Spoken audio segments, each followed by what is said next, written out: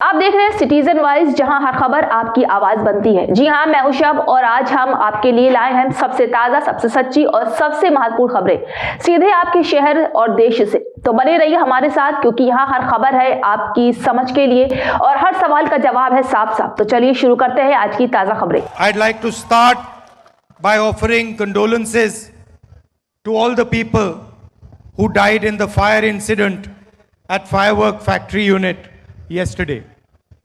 என் அருமை நண்பர்களே, இன்றைய தினம் சிவகாசி பட்டாசு தொழிற்சாலை விபத்திலே உயிர் நீத்த 23 தொழிலாளர்களுக்கு நம்முடைய அஞ்சலியை முதலில் செலுத்த நான் ஆசைப்படுகிறேன்.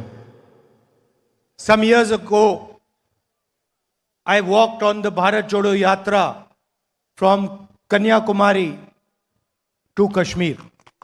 சில ஆண்டுகளுக்கு முன்பு வரலாற்று புகழ்மிக்க எனது பாரத் ஜோடா யாத்திரையை காஷ்மீரிலிருந்து துவங்கி கன்னியாகுமரியிலிருந்து துவங்கி காஷ்மீரிலே முடித்தேன். And the idea of the yatra was to unite the country.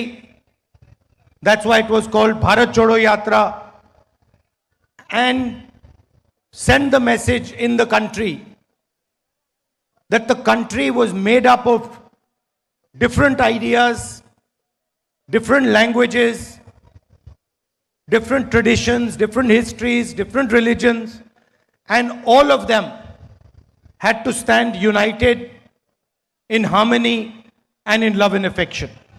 என்னுடைய யாத்திரையினுடைய முக்கிய நோக்கம் நாடு முழுவதும் மக்கள் மத்தியிலே ஒற்றுமையை விதைப்பது என்பதுதான்.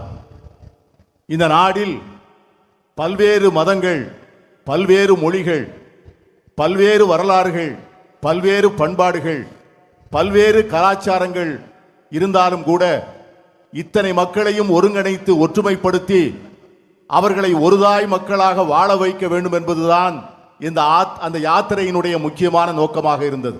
We are fighting an ideological battle with the BJP and the RSS, who believe in a fundamentally different concept of India.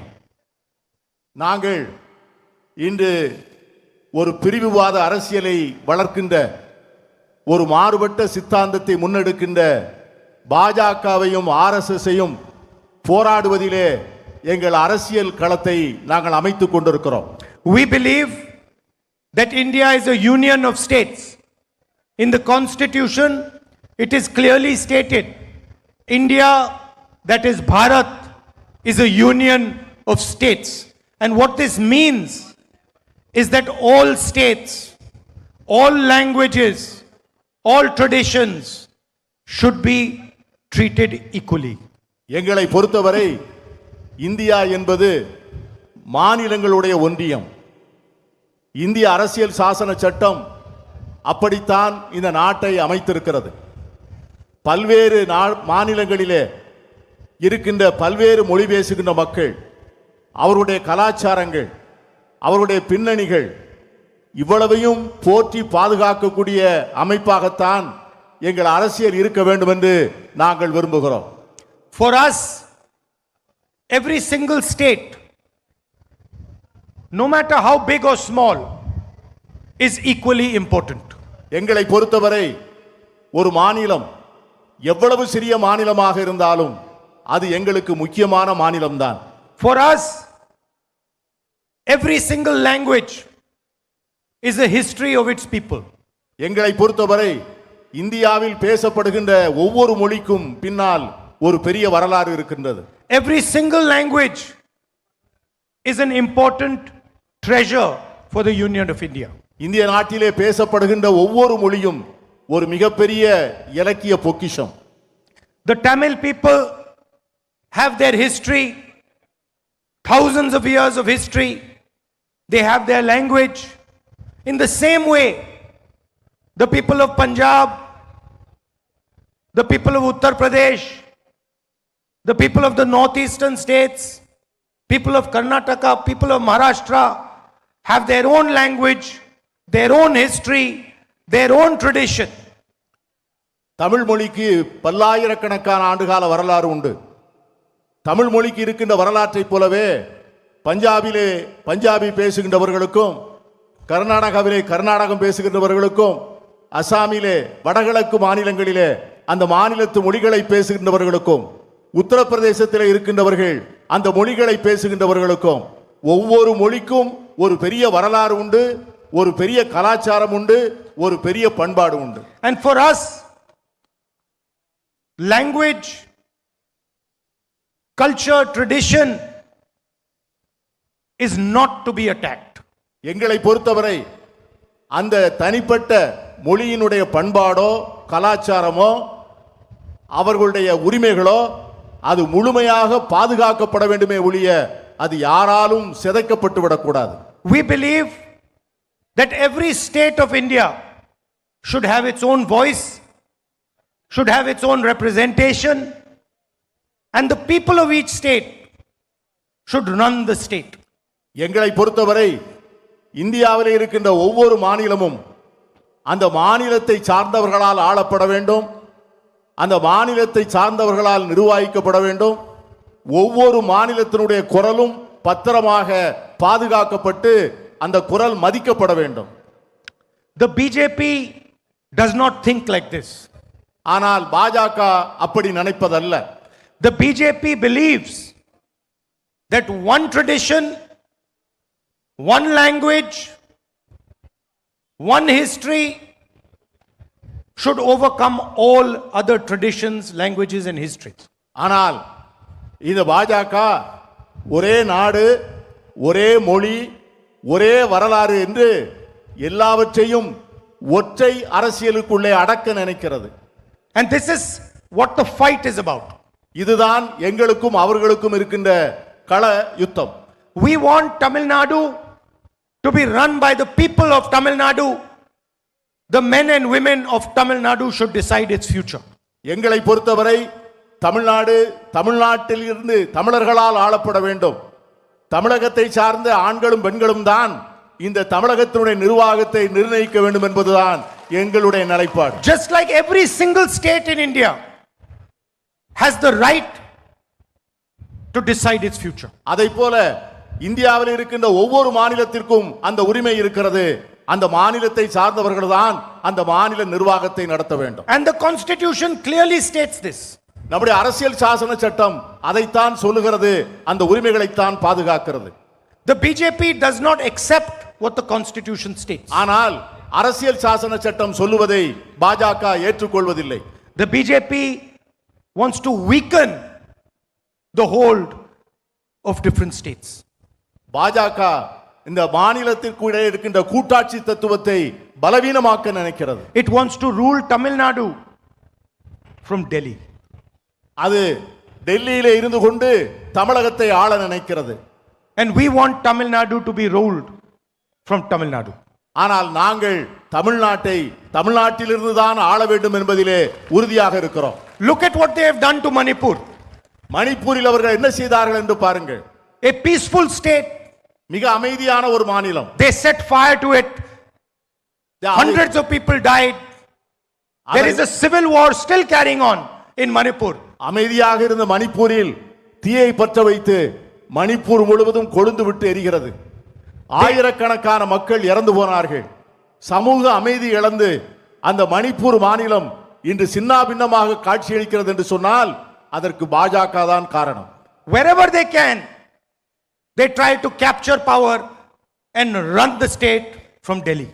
எங்கெல்லாம் வாய்ப்பு இருக்கிறதோ அங்கெல்லாம் அதிகாரத்தை கைப்பற்றி கொண்டு பீண்டு பிறகு டெல்லியிலிருந்து அந்த பகுதியை ஆள நினைக்கிறார்கள். Now they do not have the courage to say this to the people of Tamil Nadu directly. ஆனால் இதை தமிழ் மக்களிடம் நேரடியாக சொல்வதற்கு அவர்களுக்கு தைரியம் இல்லை. So what have they done? They have captured one of the glorious political parties of Tamil Nadu. அதற்காக அவர்கள் என்ன செய்தார்கள் என்று சொன்னால் ஒரு பெரிய வரலாற்றை உடைய ஒரு இயக்கத்தை அவர்கள் இப்பொழுது கைவசப்படுத்தி இருக்கிறார்கள். The AIDMK played a historic role in Tamil Nadu's progress. அனைத்து இந்திய அண்ணா திராவிட முன்னேற்ற கழகம் தமிழ்நாட்டினுடைய வளர்ச்சியிலே ஒரு மிகப்பெரிய பங்காற்றி இருக்கிறது என்பதை நான் மறுக்கவில்லை. There were leaders in the AIDMK who truly represented the people of Tamil Nadu. அனைத்து இந்திய அண்ணா திராவிட முன்னேற்ற கழகத்திலே தமிழகத்தை உண்மையாகவே பிரதிபலித்த தலைவர்கள் இருந்தார்கள் ஒரு காலத்தில்.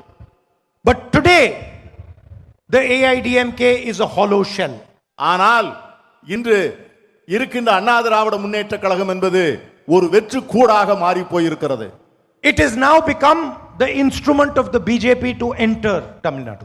தற்போது அதிமுக பிஜேபி தமிழகத்துக்கு நுழைவதற்கான கருவியாக மாறி போயிருக்கிறது. The leadership of the AIDMK has surrendered to the BJP because of their corruption. Anna Dravida Munnetra கழகத்தினுடைய இன்றைய தலைவர்கள் ஊழலில் திளைத்த காரணத்தினால் இன்று மோடி அரசிடம் முழுமையாக சரணாகதி அடைந்திருக்கிறார்கள். And the RSS is planning, is trying to rule Tamil Nadu by proxy. RSS இயக்கம் தமிழகத்தை பெனாமிகளை வைத்து ஆட்சி செய்வதற்கான முயற்சிகளை மேற்கொண்டிருக்கிறது. The same way Donald Trump controls the Prime Minister of India, the Prime Minister of India wants to control Tamil Nadu through the AIDMK. அமெரிக்க குடியரசுத் தலைவர் Donald Trump எப்படி மோடியை கைவசப்படுத்தி ஆட்டுவிக்கிறாரோ அதை போல மோடி தமிழகத்திலே இருக்கின்ற எடப்பாடியை கைவசப்படுத்தி அவரை ஆட்டுவிக்க நினைக்கிறார். And the DMK and the Congress party and our alliance are defending Tamil language, Tamil culture, Tamil history from the RSS. ஆனால் நாங்கள் கூட்டணி வைத்திருக்கின்ற திராவிட முன்னேற்ற கழகமாக இருந்தாலும் சரி, எங்கள் கூட்டணியில் இருக்கிற மற்ற கட்சிகளாக இருந்தாலும் சரி, நாங்கள் தமிழ் மொழியை பாதுகாப்பதிலே உறுதியாக இருக்கிறோம், தமிழ் கலாச்சாரத்தை போற்றுவதிலே உறுதியாக இருக்கிறோம், தமிழ் பண்பாட்டை சிதறாமல் கவனிப்பதிலே நாங்கள் மிகவும் உறுதியாக இருக்கிறோம். The RSS hates the idea, hates the Dravidian idea. RSS இயக்கம் அடிப்படையிலேயே திராவிட சித்தாந்தத்தையே வெறுக்கிறது. Because they know that it is the Tamils who can challenge them. அவர்களுக்கு நன்கு தெரியும் RSS இயக்கத்தின் சித்தாந்தத்தை எதிர்க்கக்கூடியவர்கள் தமிழர்கள்தான் என்பது அவர்கள் நன்கு அறிந்தது. They know it is the brave Tamil people who will resist them. அவர்கள் தெரியும் வீரமான தமிழர்கள் அவர்களை ஒரு நாளும் ஏற்றுக்கொள்ள மாட்டார்கள் என்பது அவர்களுக்கு நன்கு தெரியும். And they know that the Tamil people will never knowingly surrender to them. அவர்களுக்கு தெரியும் இந்த தமிழர்கள் ஒரு நாளும் அவர்களிடம் சரணடைய மாட்டார்கள் என்பதும் அவர்களுக்கு நன்கு தெரியும். That is why they are trying this new technique of coming through with the AIDMK. அதனால்தான் அவர்கள் இப்பொழுது புதிதாக ஒரு யுக்தியை கண்டுபிடித்து அண்ணா திராவிட முன்னேற்ற கழகத்தின் மூலம் தமிழகத்திலே வந்து கால் பதிக்க நினைக்கிறார்கள். Few days ago in Parliament, the Prime Minister did a very dangerous thing. சில நாட்களுக்கு முன்பு நம்முடைய பிரதமர் பாராளுமன்றத்திலே மிகவும் ஒரு ஆபத்தான ஒரு காரியத்தை செய்தார். He told the country that he wants to pass a women's bill. இந்த நாட்டு மக்களிடம் அவர் என்ன சொன்னார் என்று சொன்னால் மகளிருக்கான இடஒதுக்கீடை வழங்க போகிறேன் என்று சொன்னார். But the real plan was to change the electoral structure of India. ஆனால் அவருடைய உண்மையான எண்ணம் என்னவென்று சொன்னால் இந்த நாட்டிலே இருக்கின்ற தேர்தல் கட்டுமானத்தையே சீர்குலைப்பதுதான் அவர் மனதிலே இருந்த உண்மையான சதித்திட்டம். Hidden behind the women's bill was a delimitation bill that would change the constituencies of India. இந்த மகளிர் இடஒதுக்கீடுக்கு பின்னால் தொகுதி சீரமைப்பு என்கிற ஒரு விதியையும் சேர்த்து இந்தியாவிலே இருக்கின்ற அத்தனை தொகுதிகளையும் மாற்றி அமைப்பதற்கான ஒரு முயற்சியை அவர் மேற்கொண்டார். What they wanted to do was reduce the number of seats of southern states, of northeastern states and of smaller states.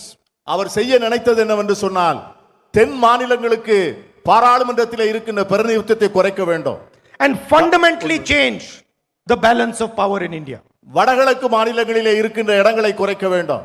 அவருடைய ஒட்டுமொத்த ஆசை என்னவென்று சொன்னால் இன்று இந்தியாவிலே இருக்கின்ற அந்த அதிகார ஸ்திரத்தன்மையை சீர்குலைக்க வேண்டும் என்பதுதான் அவருடைய எண்ணம். And weaken the representation of South India, of Tamil Nadu, of Karnataka, of Kerala, of smaller states, Uttarakhand, Jharkhand, Chhattisgarh, and of the northeastern states.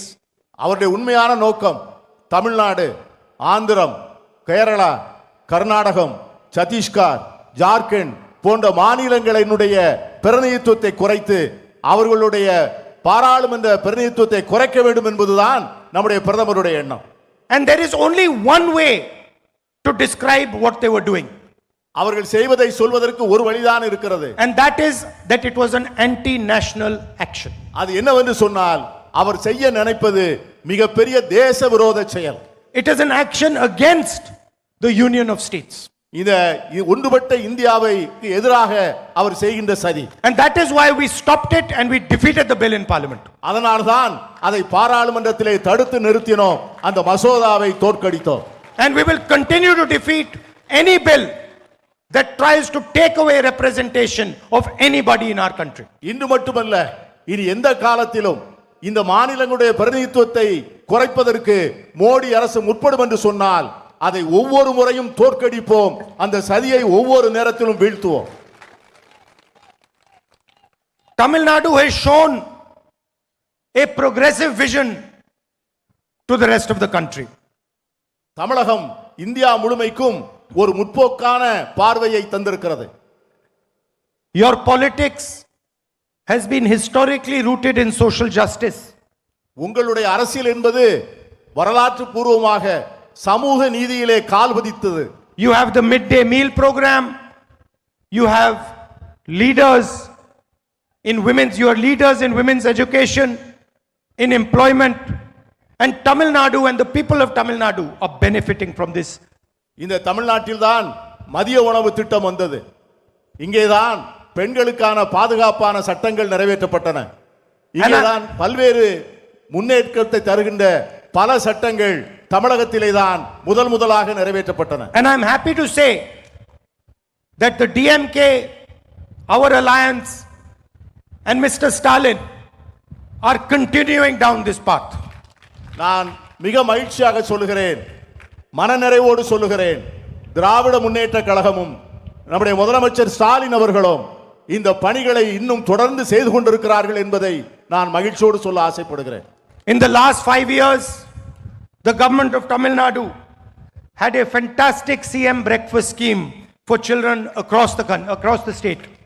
கடந்த 5 ஆண்டுகளாக பள்ளியிலே படிக்கின்ற குழந்தைகளுக்காக ஒரு மாபெரும் திட்டத்தை தமிழக அரசு நிறைவேற்றி இருக்கிறது. And also gave rupees 1,000 to women across the state, to 1.31 crore women across the state. தமிழகத்தில் இருக்கின்ற 1,31,00,000 மகளிருக்கு மாதம் 1000 ரூபாய் வழங்குகிற அற்புதமான திட்டத்தை அவர் தொடர்ந்து நிறைவேற்றி வருகிறார். Our alliance is going to carry on down this path. எங்களுடைய கூட்டணி இந்த பணிகளை தொடர்ந்து செய்யும். We are going to increase the amount of money that is given to women to 2,000 rupees a month. எங்களுடைய கூட்டணி ஆட்சிக்கு வருகின்ற போது இப்பொழுது கொடுக்கின்ற 1000 ரூபாயை 2000 ரூபாயாக உயர்த்தி தருவோம் என்கிற உறுதியை தந்திருக்கிறோம். Senior citizens and differently able people will also get 2,000 rupees a month. மூத்த குடிமக்களும் மாற்றுத்திறனாளிகளும் இப்பொழுது பெறுகின்ற 1000 ரூபாயிலிருந்து கூடுதல் 1000 ரூபாயாக 2000 ரூபாய் பெறுவார்கள். Any woman who's a first time property buyer will have free property registration. முதல் முறையாக சொத்து வாங்குகின்ற எந்த பெண்ணுக்கும் முழுமையான பத்திரவு பதிவு கட்டண சலுகை உண்டு. And all government vacancies will be filled within 300 days. அரசாங்கத்தில் இருக்கின்ற அத்தனை காலி பணியிடங்களும் உடனடியாக நிரப்பப்படும். Meritorious students will get 2,000 rupees scholarship for college. திறமையான மாணவர்களுக்கு கல்லூரிக்கு செல்லுகின்றவர்களுக்கு மாதம் 2000 ரூபாய் கல்வி உதவித்தொகை வழங்கப்படும். And I am confident we will defeat the RSS AIDMK plan to hand over control of Tamil Nadu to Mr. Modi and Mr. Shah. RSS இயக்கமும் பாஜகவும் எடுத்துக்கொண்டிருக்கின்ற இந்த சதியை நிச்சயமாக நாங்கள் முறியடிப்போம் என்று நான் உறுதியாக நம்புகிறேன். And of course, whenever we come to Tamil Nadu, we remember our great leader K. Kamaraj. நான் எப்பொழுதெல்லாம் தமிழ்நாட்டுக்கு வருகிறேனோ அப்பொழுதெல்லாம் நம்முடைய நெஞ்சத்திலே நிறைந்த பெருந்தலைவர் காமராஜர் அவர்களை நான் நன்றியோடு நினைப்பேன். And he is still remembered for the pioneering work that he did in social justice and his contribution, the midday meal scheme will always be remembered. இன்றும் அவர் மறைந்து இத்தனை ஆண்டுகளான பின்பும் பெருந்தலைவர் காமராஜர் அவர்களை நினைக்கின்ற போது அவர்கள் சமூக நீதிக்காக எடுத்த முன்னெடுப்புகள், அவர்கள் எடுத்த பகல் உணவு திட்டம், அவர்கள் கல்விக்காக செய்த பல்வேறு பணிகளை நம்மால் ஒரு நாளும் மறக்க முடியாது. And Tamil Nadu still remembers how he expanded the public education system and laid a foundation for a solid education for Tamil Nadu. அவருடைய ஆட்சி காலத்திலே மாநிலத்தினுடைய கல்வி திட்டத்திற்கு எவ்வளவு அருமையான அடிப்படை பணிகள் செய்யப்பட்டன, எப்படி அவர் உயர்கல்வியை வளர்த்தெடுத்தார் என்பதை நாம் இன்னும் நினைவு கூர்கிறோம். I said that the BJP wants to rule Tamil Nadu from Delhi. நான் உங்களிடம் பேசுகின்ற போது சொன்னேன், பாஜக தமிழ்நாட்டை டெல்லியிலிருந்து ஆள நினைக்கிறது என்று நான் சொன்னேன். And I started my speech with the Bharat Jodo Yatra, a walk designed to unite our country. நான் இந்த இடத்திலிருந்து பாரத் ஜோடோ யாத்திரை ஆரம்பிக்கின்ற போது இந்த நாட்டை ஒற்றுமைப்படுத்த வேண்டும் என்கிற உணர்வோடு அந்த யாத்திரையை நான் துவங்கினேன். The worst thing about the RSS and the BJP is how they create hatred in our country. RSS இயக்கத்தில் பாஜக இயக்கத்தினுடைய கொள்கையினுடைய மோசமான விளைவுகள் என்னவென்று சொன்னால், இந்த நாட்டு மக்கள் மத்தியிலே வெறுப்பு விதைகளை விதைத்து அவர்களை எப்படி பிளவுபடுத்துவது என்பது. How they shatter the harmony of our country. நாட்டிலே இருக்கின்ற ஒற்றுமையை நல்லிணக்கத்தை உருக்குலைக்க நினைக்கின்ற கொடும் செயல் அது. How they attack minorities throughout our country. நம் நாட்டிலே இருக்கின்ற சிறுபான்மையினரை இந்தியா முழுவதும் அவர்கள் தாக்குகிறார்கள், சிதைக்க நினைக்கிறார்கள். For the first time in our history, in our modern history, minorities feel uncomfortable, feel scared living in this country. நம்முடைய வரலாற்றில் முதல் முறையாக சிறுபான்மை மக்கள் தாங்கள் பாதுகாப்பில்லாத ஒரு வாழ்க்கை வாழ்கிறோமோ என்கிற அச்ச உணர்வை பெற்றிருக்கிறார்கள். Whether you're a Christian or a Muslim or a Sikh or a Adivasi, you are attacked, vilified, and violence is carried out against you. நீங்கள் கிறிஸ்தவராக இருக்கலாம், இஸ்லாமியராக இருக்கலாம், சீக்கியராக இருக்கலாம், பழங்குடி வகுப்பினராக இருக்கலாம், ஆனால் உங்களை எல்லாம் தேடி தேடி உங்களுடைய உரிமைகளை பறித்து உங்கள் மேலே வன்முறையை ஏவி விட்டு இந்த நாட்டில் வெறுப்பு விதைகளை வளர்க்க நினைக்கிறார்கள் அவர்கள். Sisters are attacked in Chhattisgarh.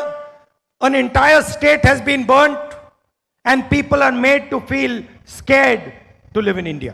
Chhattisgarh மாநிலத்திலே கன்னியாஸ்திரிகளை அவர்களை கொடுமைப்படுத்தி அவர்கள் மீது வன்முறை ஏவி விட்டு அந்த மாநிலத்தில் முழுவதும் பதற்றத்தை விதைத்திருக்கிறார்கள் இந்த கொடியவர்கள். And that is the single biggest reason that the BJP and the RSS have to be defeated in this country. அந்த ஒரு காரணத்திற்காகவே இந்த RSS-ஐயும் பாஜகவையும் தோற்கடிக்க வேண்டும்.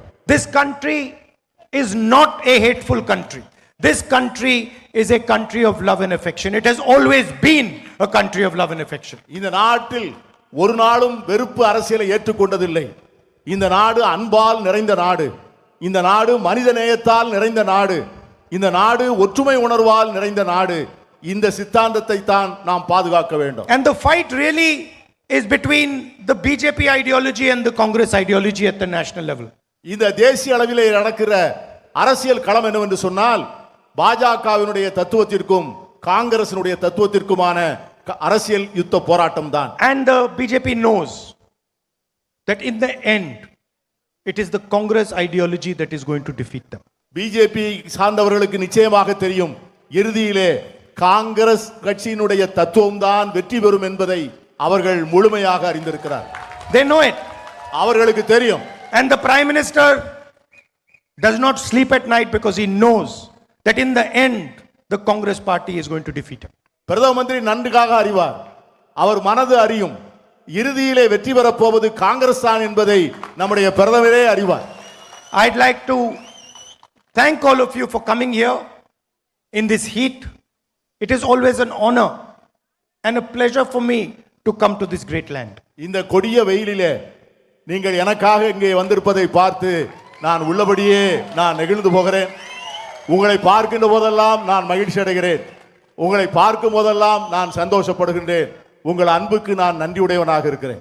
Every Tamil person knows that we have a special relationship between myself and the Tamil people. தமிழ்நாட்டில் இருக்கின்ற ஒவ்வொரு தமிழனுக்கும் தெரியும், எனக்கும் தமிழர்களுக்கும் உள்ள தனிப்பட்ட உறவை தமிழ்நாட்டில் இருக்கின்ற அத்தனை தமிழர்களும் அறிவார்கள். And this relationship goes beyond politics. அது அரசியலுக்கு அப்பாற்பட்ட உறவு. This is a relationship of trust, of love and affection. இந்த உறவுக்கு அடிப்படை நாம் ஒருவருக்கொருவர் வைத்திருக்கின்ற மரியாதை, நாம் ஒருவர் மேல் ஒருவர் கொண்டிருக்கின்ற அன்பு, நாம் ஒருவர் மேல் கொண்டிருக்கின்ற பாசம், புரிதல். And you have shared this relationship with my grandmother, with my father. நீங்கள் என்னுடைய பாட்டி அன்னை இந்திரா காந்தி மீது உங்கள் பாசத்தை கொட்டினீர்கள், என் தந்தை ராஜீவ் காந்தி மீது பாசத்தை கொட்டினீர்கள், இப்பொழுது என் மீது பாசத்தை கொட்டுகிறீர்கள். And it is something that I value.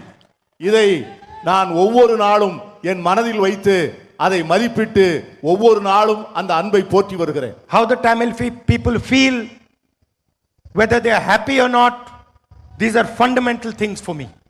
நான் தமிழக மக்களுக்கு சொல்வேன், அரசியல் என்பது அடுத்து வருவது, ஆனால் உங்கள் மேல் நான் வைத்திருக்கிற அன்பு என் அடிப்படையான அன்பு, அது மாறாத அன்பு, என் நெஞ்சில் நிறைந்த அன்பு. And I want you to know that I might not have been born in this state, but I will defend Tamil language, Tamil culture, Tamil history, Tamil tradition till I am alive.